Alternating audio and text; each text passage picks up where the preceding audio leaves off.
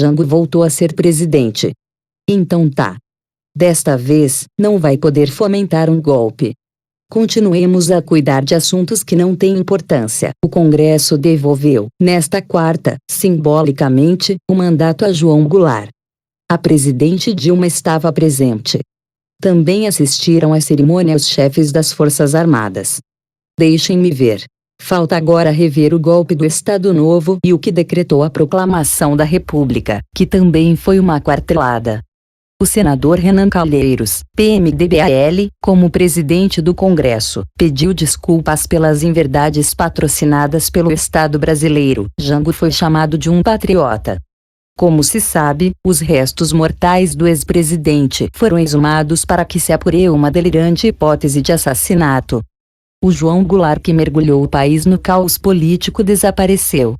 Sobrou um suposto estadista, que teria sido derrotado pelas forças do mal.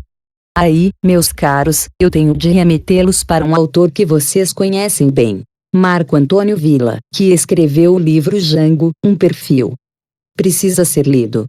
Villa não justifica o golpe, isso é tolice, mas evidencia como, nos meses finais, não passou dia sem que o presidente desse a sua inestimável colaboração à quartelada.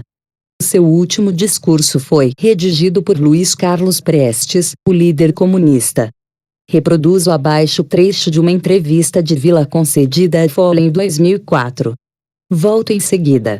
Folha, em sua opinião, o comício da Central precipitou o golpe. Marco Antônio Villa, criou-se uma mitologia sobre o comício, como se ele tivesse sido o elemento que levasse à queda de Jango. Não é verdade.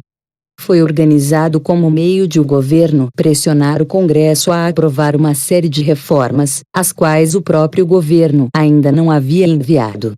Tanto que no dia seguinte, um sábado, não aconteceu absolutamente nada. Jango assina o decreto do congelamento de aluguéis e vai para Brasília, onde, no domingo, Darcy Ribeiro, então chefe da Casa Civil, leva a mensagem presidencial ao Congresso, que iniciava o ano legislativo. Ainda houve uma recepção no Palácio do Planalto naquela noite, em que Jango se encontra com Ranieri Mazzilli, presidente da Câmara, e na prática o vice-presidente, e Auro Moura Andrade, do Senado. O governo considerava a situação tão tranquila que o ministro da Guerra, general Jair Dantas Ribeiro, anuncia viagem de 2 semanas para os Estados Unidos. A outra lenda, de que o Congresso era contra as reformas, mas os deputados e os senadores só souberam do desejo e do teor das reformas por meio daquela mensagem presidencial lida no dia 15, portanto 2 dias depois. Folha, mas o discurso de Jango não foi considerado incendiário. Villa, não, em termos políticos, é absolutamente idêntico a uma série de discursos que ele vinha fazendo no mês de março, em visitas a universidades e guarnições militares. O radical naquela noite foi Leonel Brizola. Ali sim você tem alguém que quer fechar o Congresso Nacional. Folha, e a presença ostensiva do exército no ato. Villa, primeiro, servia para mostrar o suposto apoio militar a Jango, reforçado pelo comparecimento dos 3 ministros militares no palanque. Segundo, naquela época não se dissociava muito o prestígio político das armas, político forte era o que tivesse votos, mas também o apoio militar. Folha, e a ameaça do golpe, já estava no ar. Villa, vários grupos lutam pela hegemonia política naquele período, de um lado a direita, contra qualquer tipo de reforma. Do outro lado, os brizolistas e os comunistas, aliados a Jango, mas todos com projeto próprio. Se você consultar o jornal Panfleto do começo de 1964, verá que o próprio Brizola dizia considerar Jango um indeciso. O Partidão era um aliado do presidente, mas havia também pequenos agrupamentos de extrema esquerda, como o PCdoB, criado 2 anos antes, e a POLOP.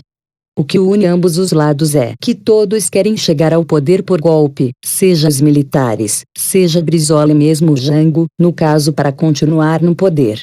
Tanto é assim que o golpe veio. Volto. Esse esforço para, literal e metaforicamente, desenterrar cadáveres só serve aos vivaldinos de hoje. O processo de heroicização de João Goulart busca transformar a história numa luta entre bons e maus, cada grupo, é evidente, com o seu devido viés ideológico. Assim, as esquerdas que estão no poder seriam as herdeiras daquele grande patriota, que só queria o bem do Brasil. Os adversários dos poderosos de agora, por óbvio, se alinhariam com aqueles que derrubaram Jango. Trata-se, obviamente, de uma farsa cretina. Por Reinaldo Azevedo.